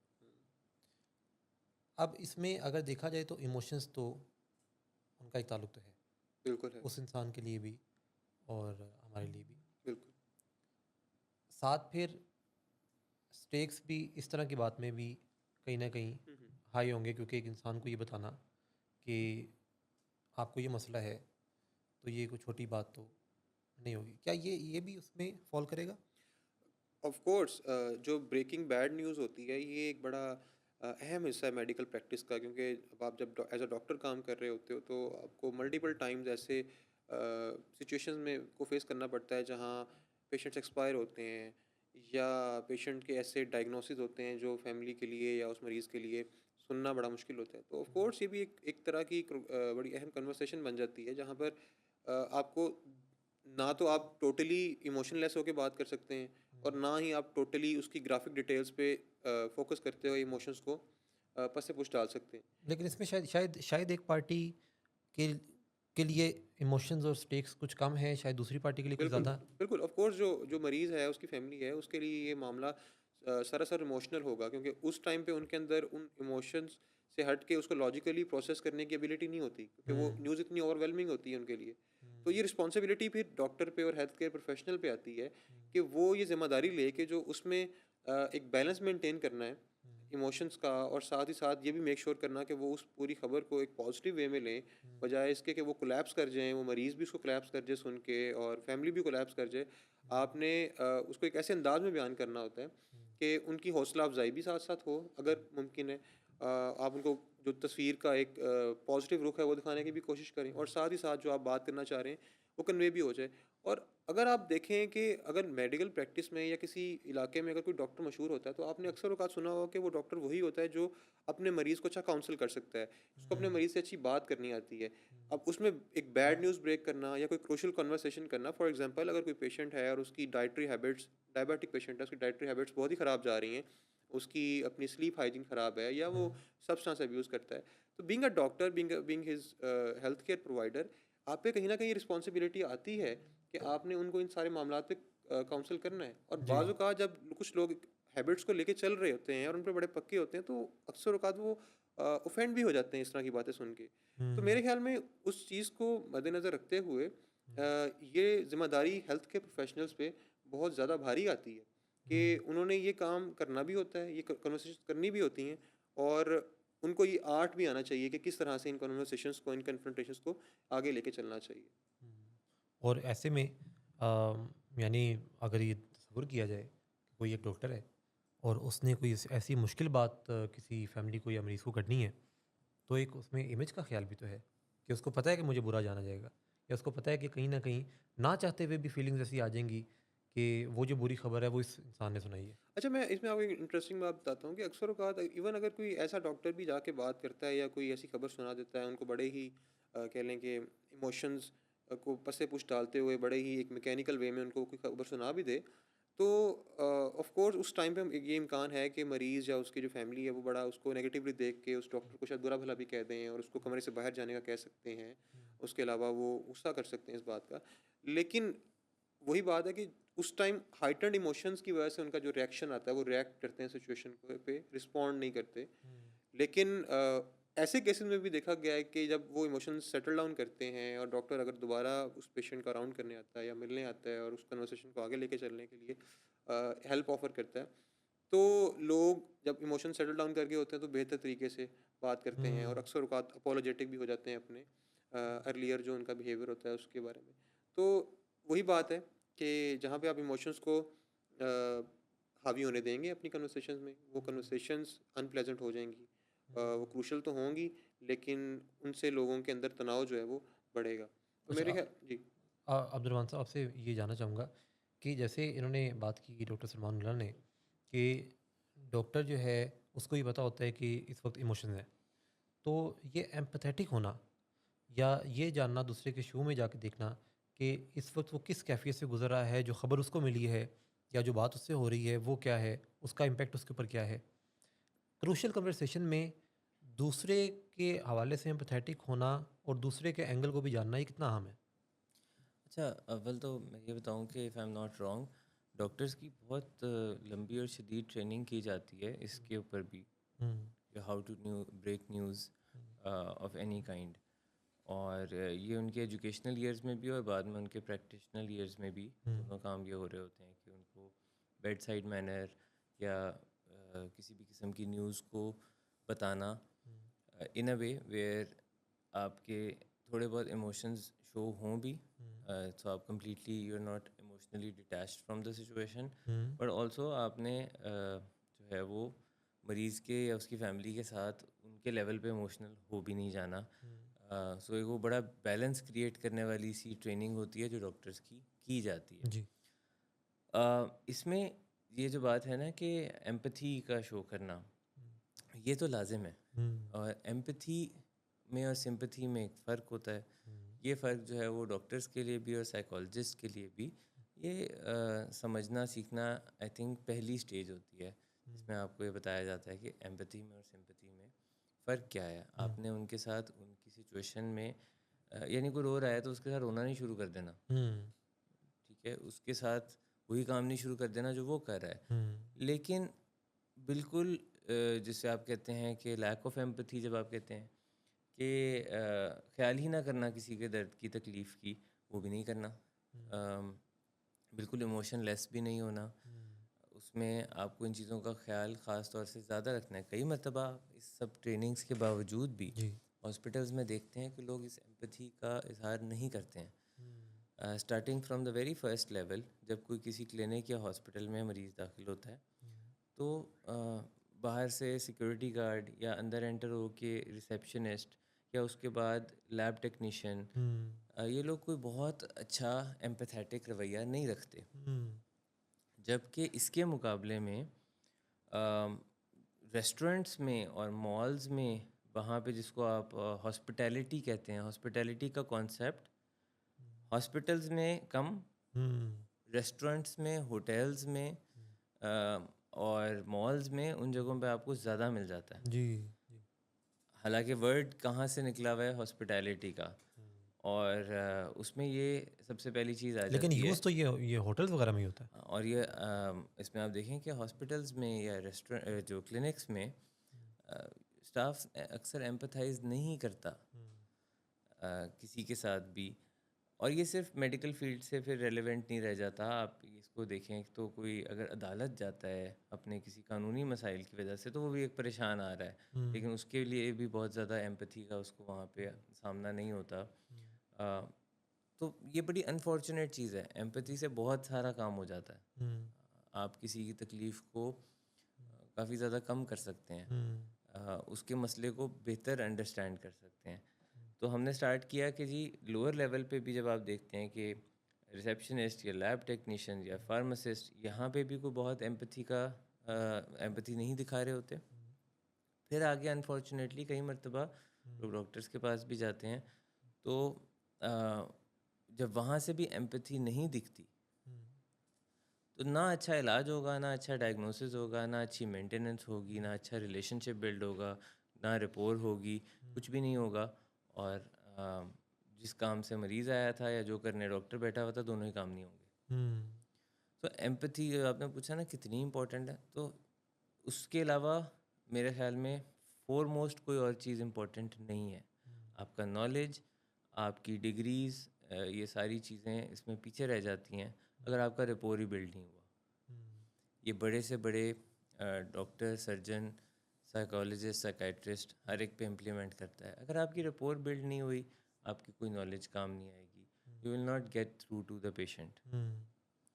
तो इसके ऊपर और ये प्रैक्टिस करनी चाहिए, और प्रैक्टिस इसलिए करते रहना चाहिए ताकि आप भूल भी ना जाएं, क्योंकि ज़्यादातर देखने में ये आता है कि लोग अपने करियर के शुरू में तो इन चीज़ों को इम्प्लीमेंट कर रहे होते हैं, लेटर स्टेजेस पे जाके वो उसको भूल जाते हैं। जी जी जैसे जैसे सीनियरिटी आती जाती है, लोगों में कुछ पॉम्पसनेस आ जाती है, ये कुछ सोच आ जाती है। मसरूफियत बहुत ज़्यादा हो जाती है कि उस मसरूफियत की वजह से वो इन चीज़ों पे ध्यान देना छोड़ देते हैं, जी जो कि बहुत प्राइमरी चीज़ है। हम्म, किसी भी अपने क्लाइंट को, पेशेंट को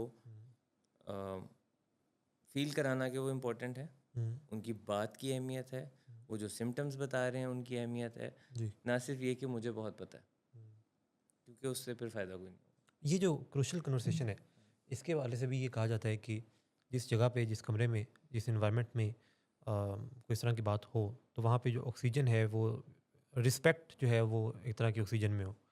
अ, ये जो क्रूशल कन्वर्सेशन है, उसमें कोई इंसान कन्वर्सेशन को स्टार्ट करता है, बातचीत का आगाज़ होता है।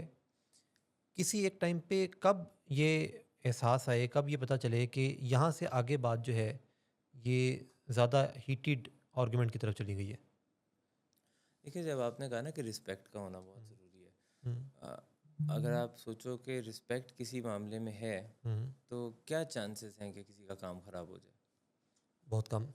सो if respect is in the air, hmm, अगर वो मेंटेन की जाती है अनकंडीशनली, हम्म, चाहे जो भी आपका इख्तलाफ है, आप फिर भी अगले के साथ इज़्ज़त से बात कर रहे हैं, उसका हाल चाल भी पूछ रहे हैं, जी उसके कंफर्ट का भी ख्याल कर रहे हैं, बावजूद इसके कि आपका इख्तलाफ है, जी इख्तलाफ जो है वो उसकी इज़्ज़त करने से तो नहीं है। हम्म, So if respect is in the room, in the air, then 99.9% conversations will stay on the right path. सही। वो कहीं गलत नहीं जाएंगी। एंड व्हेन आई से respect is in the room, so obviously वो एक बंदे की तरफ से बात नहीं हो रही, दोनों पार्टीज़ की तरफ से या तीनों पार्टीज़ की तरफ से अगर इज़्ज़त से बात की जा रही है तो नो इशू व्हाट्सएवर। जहाँ पे रिस्पेक्ट ब्रीच हो जाती है, आपकी कन्वर्सेशन ख़राब हो जाती है। अगर बातचीत के दौरान कोई एक इंसान जो है वो उंगलियां उठाने लगे दूसरे के ऊपर, या बातचीत के दौरान आवाज़ में जो है वो लर्जिश आने लगे, आवाज़ में जज्बात आने लगे, या अगर बातचीत के दौरान वो तमाम चीज़ें हैं ना, verbal, non verbal, all sorts of cues. Hmm, ठीक है, सो आपकी बातचीत की आवाज़ की टोन या आपकी बॉडी लैंग्वेज, आपका किसी को इग्नोर करना या आपका उसको अहमियत देना, क्या आप ये अपनी बॉडी लैंग्वेज से शो नहीं कर सकते हैं? कर सकते हैं। बड़े आराम से क्लियरली आप इसको शो कर सकते हैं। अगर आप अपने फ़ोन में देखते रहें, अगर आप डिस्ट्रैक्टेड रहें, अगर आप आई कांटेक्ट ना मेंटेन करें, अगर आप दिखाएं अगले इंसान को कि आपकी कोई अहमियत नहीं है, तो ये बड़ा आसान है बॉडी लैंग्वेज से दिखाना। और इसका ऑपोजिट भी, कि अपनी बॉडी लैंग्वेज से दिखाना कि मेरी सारी अटेंशन आपकी तरफ है, right now you are the most important person, that gives respect. Same goes for the voice level. Voice level क्या होना चाहिए, क्या नहीं होना चाहिए, उससे हमारी आधी कॉन्वर्सेशन का पाथ डिटर्मिन होता है। 99 पर लाइक आई सेड, आपकी कॉन्वर्सेशन ख़राब हो ही नहीं सकती if both the parties are keeping respect maintained. इसमें हमने कोई लव की बात ही नहीं की है।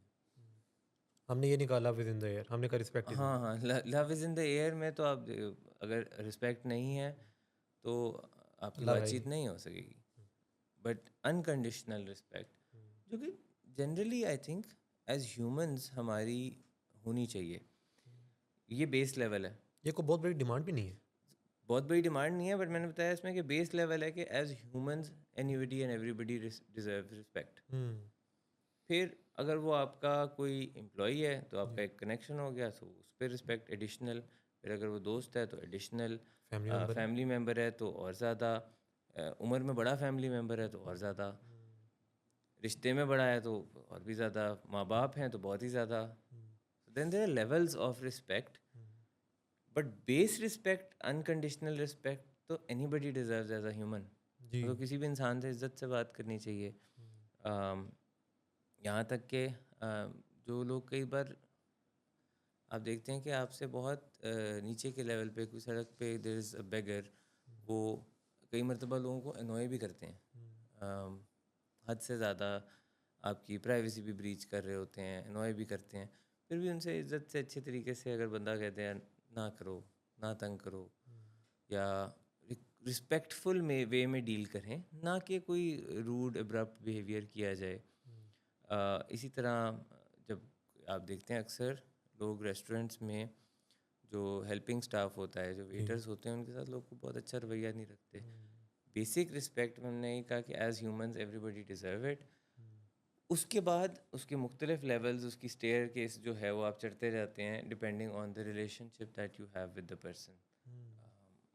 तो ज़्यादा होता जाएगा। रिस्पेक्ट देने में कोई पैसे भी नहीं लगते और कोई इसमें ज़्यादा मेहनत भी नहीं करनी पड़ती। जैसे कि कुछ बेसिक मैनर्स, अगर लेट्स सपोज हम जा रहे हैं और दरवाज़ा हम खोलते हैं, पीछे से कोई आ भी रहा है, तो उसके लिए दरवाज़ा खोलना ये कितना उसके दिल में हमारे लिए इज़्ज़त बढ़ाता है।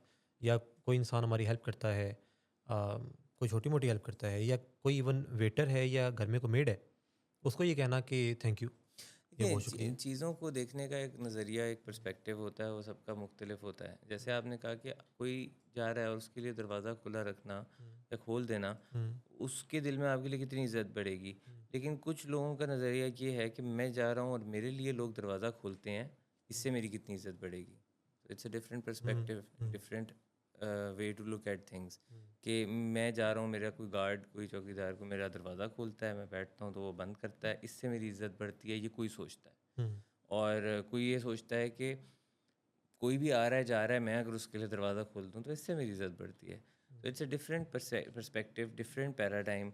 और बेहतर तरीका ये है कि हमें इस नज़रिए से सोचना चाहिए कि लोग हमारे बारे में पॉजिटिव कैसे सोचेंगे, रादर दैन मैं खुद के बारे में ज़्यादा बेहतर कैसे फील करूँगा। अहमियत इस चीज़ की होनी चाहिए कि देखने वाले राइट लेफ्ट आगे पीछे जो आपके लोग हैं वो आपके बारे में क्या सोचते हैं, इसकी एक इम्पोर्टेंस, सर्टेन इम्पोर्टेंस होनी चाहिए। Again the balance in life is too important. इसको आप बहुत ज़्यादा अहमियत भी नहीं दे सकते, क्योंकि हम ये कहते हैं कि सिर्फ इस चीज़ से फिर अफेक्ट होना नहीं शुरू हो जाना चाहिए कि लोग क्या सोचेंगे। हाँ। That balance has to be there कि नहीं, आप खुद अपने बारे में क्या सोचते हैं वो भी अहमियत है। साइकोलॉजी में और साइकाइट्री में कभी भी कोई कंक्रीट बात आपको कोई ख़ास नहीं मिलेगी। आपको हर जगह पे कोई एतदाल, कोई बैलेंस क्रिएट करने की यानी बात दो की एक्सट्रीम जाएगी। में जाना। कहीं एक परसेंटेज की बात की जाएगी, किसी भी चीज़ में ये नहीं कहेंगे कि ये बिल्कुल नहीं करना, जैसे कि क्योंकि वो अभी काम आपको शायद हम कल रिकमेंड कर दें करने को, सही बात है। शायद उससे आपका कल फ़ायदा होता हो, आज हाँ, नहीं है। हाँ। तो things very like medicine dosages. इसमें भी आपकी ना चीज़ें प्लस माइनस होती हैं, हर आखिर कुछ भी नहीं है। हर पे आखिर नहीं है। एक तो आपकी ग्रूमिंग होती रहती है, दूसरा ये फील्ड ग्रो करती रहती है। जी। It's a very young field. अगर आप गौर करें, first and foremost medicine is a very young field. जी, जी, जी। मेडिसिन कोई बहुत पुरानी साइंस नहीं है अगर आप गौर करें तो। जी। और साइकोलॉजी और साइकाइट्री तो बिल्कुल ही कोई ज़्यादा पुरानी नहीं है। आपके ख्याल में इसमें बहुत ज़्यादा एडवांसमेंट कब हुई? ये कुछ पिछले 3 पिछले डेकेड्स में। हाँ, 3 जैसे पॉजिटिव साइकोलॉजी एक ब्रांच है, वो उसको आए हुए तो 20-22 साल हुए हैं सो इसमें से। 20-22 साल पहले ये चीज़ें ज़रा ज़्यादा एडवांस होना शुरू हुई। हुँ, उसके भी कुछ साल बाद ये थोड़ा सा वायरल होना आप कह सकते हैं कि शुरू हुआ, कि लोगों को कॉन्सेप्ट क्लियर होना शुरू हो गया। जी। It is still a very young field, we are still not very advanced hmm, as a in the whole world. Hmm, अभी ये फील्ड में बहुत कुछ आगे आना बाकी है। फिर भी पिछले 20 सालों में, 30 सालों में काफ़ी ज़्यादा एडवांसमेंट हुई है। सिमिलर टू मेडिसिन, मेडिसिन में भी अ, बहुत सारी चीज़ें हुँ, वो बड़ी अर्ली स्टेजेस पे हैं। Hmm, things will change a lot more compare to engineering, hmm, compare to IT. जी। These fields are moving at a slower rate, at a slower pace. So वो गुंजाइश भी हमें रखनी चाहिए कि कोई भी चीज़ जो है वो हर आखिर उसमें नहीं होती है। कुछ भी हरफ़ आखिर नहीं होता। एक आखिरी छोटी-सी ब्रेक। Welcome back. ये जो शो है आपने जो देखा, वैसे बात कहाँ से स्टार्ट होती है, कहाँ पे आती है? यानी बात स्टार्ट हुई कि ईद आने वाली है, और बात का जो इख्तिताम है, यानी जो इंतहा हुई, वो इस चीज़ के ऊपर है कि क्रूशल कन्वर्सेशन कितनी अहम है। ये क्रूशल कन्वर्सेशन अक्सर ईदैन के मौका पर भी देखने को मिलती है। घरों में ये जो ईद है, त्यौहार हैं, उसमें जब सारे मिल बैठते हैं और ऐसे ऐसे लोग बैठते हैं जो कि नॉर्मल रूटीन में अपने अपने कामों की तरफ होते हैं, तो ये जो थोड़ा सा फ़रागत है, थोड़ी कुछ वेलापन जो है, उसमें भी बैठ के जब बातें होती हैं तो क्रूशल कन्वर्सेशन हो ही सकती है कोई। तो ये आपको बड़ा काम आएगा। ये 4-5 दिन बाद ईद आ रही है, तो एक तो आप सबको ईद की मुबारकबाद हो। तो क्रूशल कन्वर्सेशन में जो हमने सीखा, वो ये सीखा कि स्टेक्स हाई, इमोशंस हाई, इख्तलाफ राय, तो बात है क्रूशल। और ये जो क्रूशल बात है, इसमें एक चीज़ जो सबसे ज़्यादा अहम है, वो ये है कि रिस्पेक्ट एयर में हो जब बात हो रही हो। इसका और एक मुख्तसर सा हल हम ज़रा सा बताते जाएं, क्योंकि इसके हल बहुत सारे हैं और वो मुख्तसर से वक्त में बताने मुमकिन नहीं है। जी। लेकिन जैसे ही आप आइडेंटिफाई कर लेना कि आपकी कन्वर्सेशन क्रूशल हो गई है, हुँ, तो इसमें एक टिप हम बस ये बता सकते हैं फौरी तौर पे कि फिर then you need a break from that conversation. आपको उस सही है। कन्वर्सेशन में से सेफ एग्जिट की ज़रूरत है। जब आपके इमोशंस हाई हैं, आपके सामने वाले शख्स के इमोशंस हाई हैं, तो मुमकिन नहीं है कि आपकी कन्वर्सेशन जो है वो अब किसी अच्छे रास्ते पे जाएगी या वो कोई पॉजिटिव रिजल्ट देगी। So one of the options is to take a safe exit, take a break. आपका इमोशनल ब्रेन सेटल डाउन होगा, हुँ, आपका ह्यूमन ब्रेन दोबारा एक्टिवेट होगा, आपको सोचने का वक्त मिलेगा।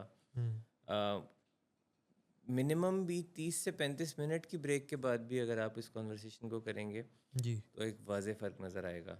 लेकिन मुमकिन तौर पे अगर एक दिन का वक्फ़ा डाला जा सकता है उस कॉन्वर्सेशन में, हुँ, या अगर बिल्कुल गैर ज़रूरी कॉन्वर्सेशन थी तो उसको हुँ, ब्रेक डाल के वहीं पे ख़त्म भी किया जा सकता है। हुँ। कोई बहुत ज़रूरी कॉन्वर्सेशन थी तो उसको कुछ वक्फ़े से रिज्यूम किया जा सकता है। वक़्फ़े की बड़ी तो अहमियत है। One thing is very very important in this scenario is a safe exit.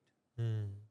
एक सेफ़ एग्ज़िट, यानी कि जब ये देखें कि हालात संगीनी की तरफ जा रहे हैं, तो वहाँ पे और ये कहना बड़ा आसान है, ये करना बहुत ही मुश्किल होता है, क्योंकि लोग जज्बाती होकर चाह रहे होते हैं अभी अभी इसी वक्त फ़ैसला हो जाए। निपटना है। हाँ, तो ये बहुत आसान है कहना कि जी। अच्छा बस सेफ एग्जिट, बट अपने आप को इसको मौके पे रिमाइंड कराना, उसके बाद उस पर अमल करना, it is very difficult in the beginning to उस टाइम सेफ़ प्रैक्टिस। एग्ज़िट तो हार सी फ़ील होती है। ऐसा लगता है कि जैसे सेफ़ एग्ज़िट का मतलब है कि मैं मैदान छोड़ के जा रहा हूँ। एक ये बात है, दूसरी बात ये है बेसब्री कि दोबारा कब होगा, इस मौके पे बात दोबारा कब होगी, तो अभी के अभी फैसला करना है, इसी वक्त मुझे ख़त्म करना करके ही है, उठेंगे। तो करके ही उठेंगे। And that never ends well. वो 15 मिनट या 20 मिनट की बातचीत 6 घंटे पे चली जाती है, नो एग्जैजरेशन। 6 से 8 घंटे लग जाते हैं, पता भी नहीं लगता। हुँ, तो इस चीज़ को ज़रा एक टिप, और फिर इस पर हम आगे दोबारा भी बात ज़रूर इंशाल्लाह करेंगे जी, जी। कि किस तरह क्रूशल कन्वर्सेशंस को बेहतर तरीके से डील किया जा सकता है। ये इतना बड़ा टॉपिक है कि इसके ऊपर बात होती रहनी चाहिए। और बातचीत करने का, यानी इंसान जो है, वो जब से आया तो अल्लाह ने बात करने की सलाहियत भी दी, लेकिन इंसान बात करना सीखता वक्त के साथ साथ ही है। और बच्चा जो है वो पैदा होता है, आहिस्ता आहिस्ता कुछ अल्फाज अदा करना शुरू करता है, और फिर उसकी सारी ज़िंदगी इसमें गुजरती है कि वो कैसे बातचीत सीखे, कैसे बात करने का ढंग उसको आए। डॉक्टर सलमानुल्लाह, आपने हमें ज्वाइन किया, आपका बहुत शुक्रिया। अब्दुर्रहमान सदाकत साहब, आपने ज्वाइन किया, आपका बहुत शुक्रिया। और ख़ास शुक्रिया उन लोगों का जो कि ज्वाइन करते हैं, और उन्होंने अपनी स्केड्यूल में शामिल किया हुआ है। बल्कि अब तो ऐसा लगता है कि जिस दर्जे पे लोग शामिल होते हैं हमारे साथ, और क्योंकि कमेंट्स आ रहे होते हैं, नाम आ रहे होते हैं, तो बट ऐसी ऐसे से आपने उनको कुछ पढ़ा नहीं शो के दौरान? 2-4 पढ़ते जाएँ। पढ़ लें। सुल्तान साहब ने कहा, अब्दुर्रहमान सदाकत हर तरह के मौज़ूआत को साइंसी असूलों के मुताबिक आसान फ़हम अंदाज में बयान करते हैं। बहुत शुक्रिया आपका। नाज़िश इदरीस साहबा कह रही हैं, जेन्युइन एंड इन्फॉर्मेटिव। बहुत शुक्रिया। फ़रा नाज़ साहबा कह रही हैं, माशाल्लाह बहुत बेहतरीन और मालूमाती प्रोग्राम कर रहे हो। अल्लाह आप सबको सेहत और तंदुरुस्ती अता करे, आमीन।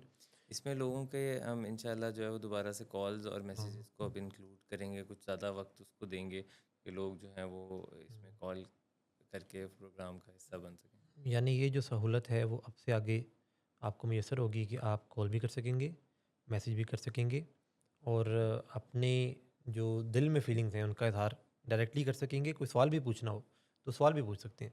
यानी शो चूँकि नाम ही रख दिया यू आस्क फॉर इट, तो इससे बड़ा सबूत और क्या होगा कि ये आपका प्रोग्राम है और आप जो चाहें वो पूछें।